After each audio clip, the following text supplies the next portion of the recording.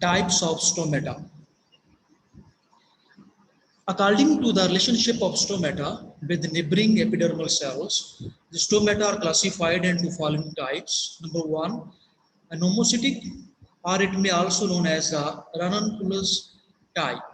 The subsidiary cell, numerous and do not differ from rest of the epidermal cells, are present in the nomocytic. For example, they are found on the family Ranunculaceae and Cucurbitaceae. The second type of the stomata is the anassociatic, which is also known as the cruciferous type. In this type, there are three subsidiary cells, and each of three is different in size from the others found in the family Cruciferae and the family Solanaceae. The photograph shows the structure of the anomocytic and an associative type of the stomata present in different families. The third one is the parasitic type, which is also known as the rubiaceous type. In this type, there are two subsidiary cells parallel to the long axis of pore and guard cells. For example, in family Rosaceae and family Rubiaceae are the good examples to explain the parasitic type of the stomata. The diacetic type of the stomata, which is also known as the caryophyllaceous type. In this type, the stomata are surrounded by two subsidiary cells. They are long axis at right angles to guard cells represent in family Caryophyllaceae or Acanthaceae. This is the example of the diacetic type of the stomata. The fifth one is the actinocytic type. In this type, there are four or more subsidiary cells, and these are elongated, radiating in relation to the stoma. This example is the actinocytic. In this actinocytic, the guard cells are surrounded different subsidiary cells that looks like the originating from the guard cells. The number 6 is the cyclocytic type of the stomata. There are four or more subsidiary cells parallelly arranged in close ring formation around the stomata, which is the example of the cyclocytic type of the stomata. Stomatal types in monocots. Stebbins and Kush 1961 distinguished the following types of stomata in the monocots.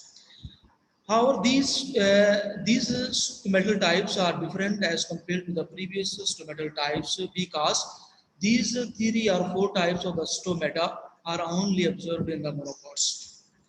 Type 1. The guard cells are surrounded by 4 to 6 subsidiary cells.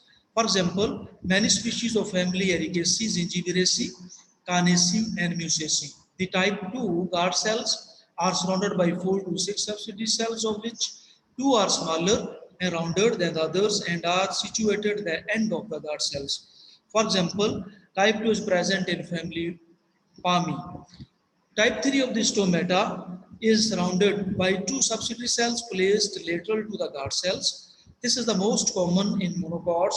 For example, this is present in the order Cyprales. Type 4 of the monocots, in which the guard cells are without any subsidiary cells. It is the secondary most common type in monocots found in family Liliaceae and Ambryllidaceae. Then the position of the stomata in surface view and in cross-section view. On surface view, there is close relationship between the type of the leaf venation and arrangement of the stomata. In parallel venation, stomata are arranged parallelly between the veins. In dicot leaves, where venation is reticulate, there is no regular sequence in the arrangement and the stomata are irregularly scattered. In cross-sectional view, stomata are present at the same level as the adjacent epidermal cells. In some plants, stomata are restricted to the epidermis that lines depressions in the leafy stomatal crypts. Epidermal hairs are also developed in such crypts. The epidermal hairs or the stomatal crypts are hair-like structures which are useful of the xerophytic plants. The slide shows the surface view of the presence of stomatal types in the monocots as well as in the dicots. The development of the stomatal complex. In 1965, the development of stomatal complex may be a mesogenous type, perigynous type, mesoperigynous type, haplochilic type, syndactylochilic type. Number one, the mesogenous type. In this type, the subsidiary cells have a common origin with guard cells developing from the same meristemaoid as guard cells. It means that when the guard cells are originating, this specific type of cells which is differentiating into the guard cells. However, same guard cells are also the source of the formation of the subsidiary cells. The stomata develop from the protodermal cells of the meristem. Some protodermal cells become darker in color. These are called the stomatal mother cells. Depending upon the position of the subsidiary cell, stomatal mother cell divides into a small cell. This is called the subsidiary mother cell. The diagram also shows the steps, the formation of the mesogenous type of the stomata. Depending upon the position of the subsidiary cells, the guard cells as well as subsidiary cells having the common origin.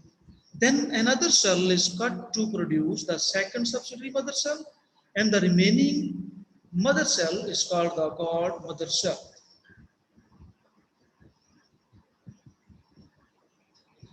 Depending upon the type of the stomata, various number of subsidiary cells are cut off at different position before guard mother cell divides to form the guard cells. So one cell develops to one subsidiary cell and another develops into other subsidiary cells. It means that a single cell is always necessary for the development of the one subsidiary cells. The guard mother cell develops longitudinally and divides into two cells in which middle lamella dissolves and form a space between the cells. The guard cell eventually assumes kidney shape, having thick walls on the inner side and thin walls on the outer side. The second type is the perigynous type. In this type, the subsidiary cells do not have the common origin with the guard cells formed from the cell adjacent to the meristemoid, which is also known as the stomatal mother cells. The cell enlarges and is called the guard mother cell. Depending upon the number and position of the subsidiary cells, their neighboring protodermal cells become differentiated from one other protodermal cells having thick protoplasm and the large nucleus. The protodermal cells are called subsidiary mother cell. The guard mother cell divides longitudinally to form two guard cells, while the subsidiary mother cell grows in size and differentiate into the subsidiary cells. The middle lamella become dissolved in between two guard cells and an opening is produced. After this, guard cells assumes kidney shape. The all types of the processes are the steps that involve the perigynous type of the stomata and the monocots have been described in this diagram. The third one is the mesoperigynous. In this type, at least one of the subsidiary cells has a common origin with the guard cells, while other have different origin. Stomatal mother cell divides into one or more than one smaller cells called the subsidiary mother cells. It is a compound type of the stomata. Haplochilic type. In this type, subsidiary cells are derived from different meristemoid cells, which is known as the stomatal mother cells, other than that forms the stomata. The fifth one is the syndactylochilic type of the stomatal development. In this type, subsidiary cells are and guard cells are formed from the same meristemoid cells.